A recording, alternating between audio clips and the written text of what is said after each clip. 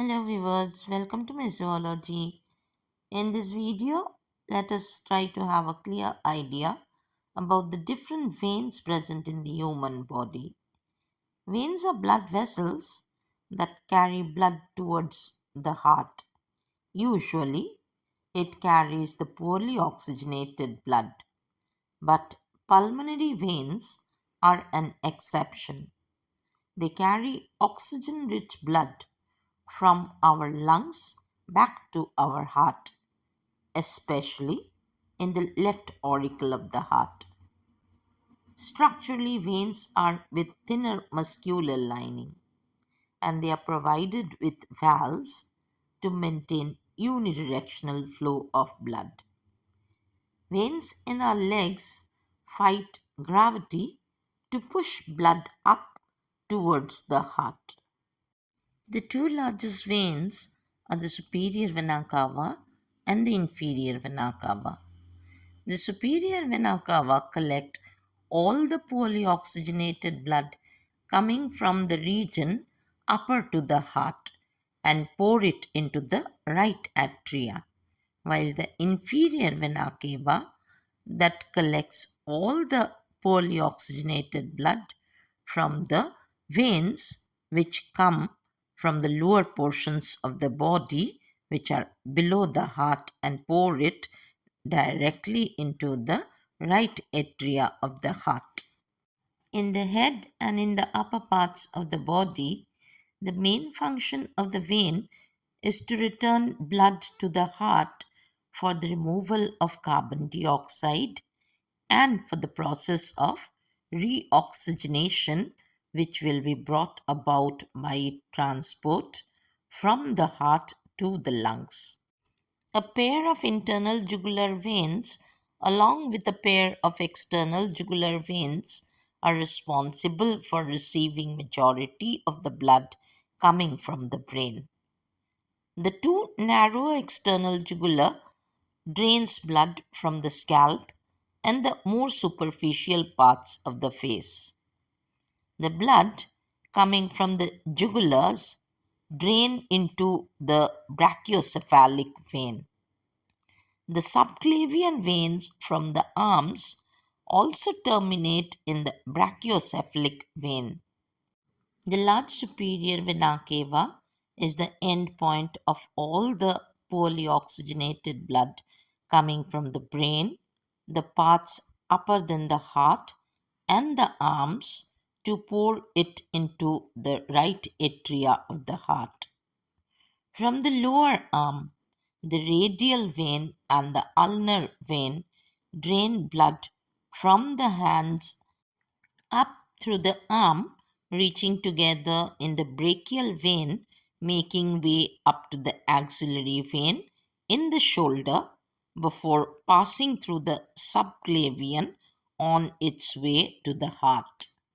The deep venous drainage is seen in the anterior abdominal wall, which is drained by firstly two large veins from above the superior epigastric or the medial veins, as well as the musculophrenic or the lateral veins.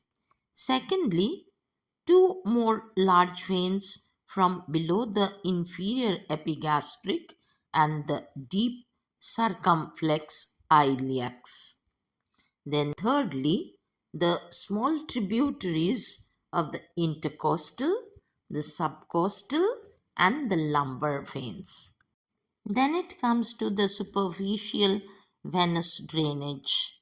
This includes the anterior cutaneous veins from the abdominal wall. Then it includes the lateral cutaneous veins from the lower intercostals. And thirdly, the superficial inguinal veins that drain into the femoral vein.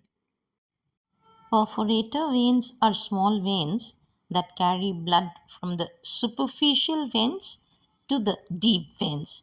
They are usually present connecting between the deep and the superficial veins close to the skin.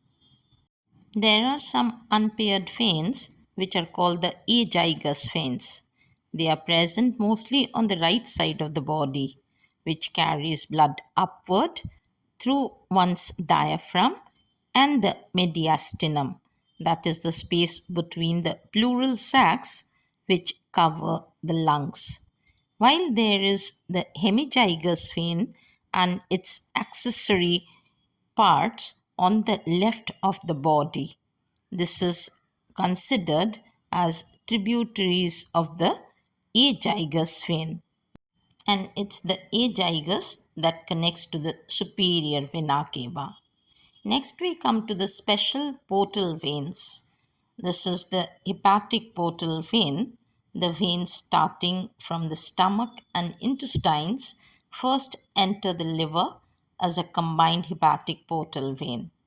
There it breaks up into capillaries in contrast to the general characteristics of a vein, and then emerge out of the liver as the hepatic vein formed by their reunion, which then joins the inferior vena cava.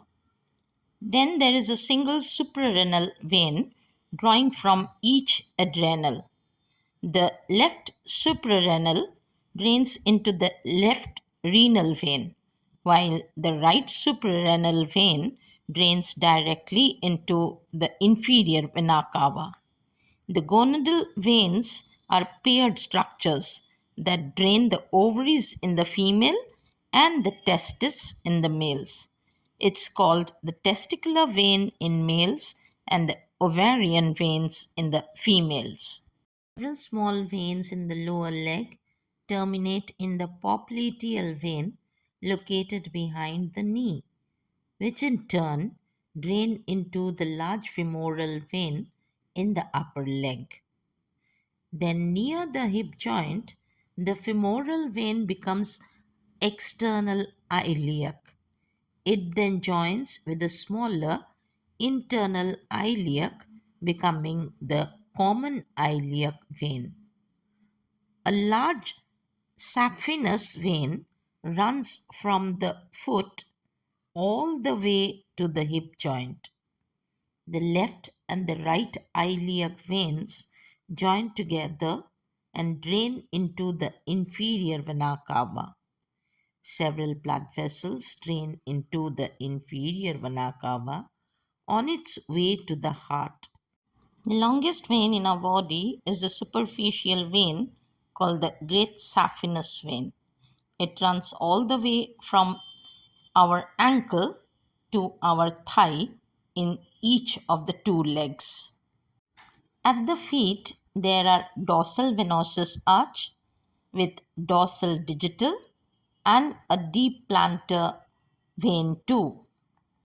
Moving higher up in the abdominal region, there are a pair of renal veins, one arising from each kidney, bringing poorly oxygenated blood from the kidney to be taken back to the right atria of the heart via the inferior vena cava. Thank you for watching. I hope you like this video. Please do give it a like, share it with your friends, and do not forget to subscribe to my channel. Thank you once again.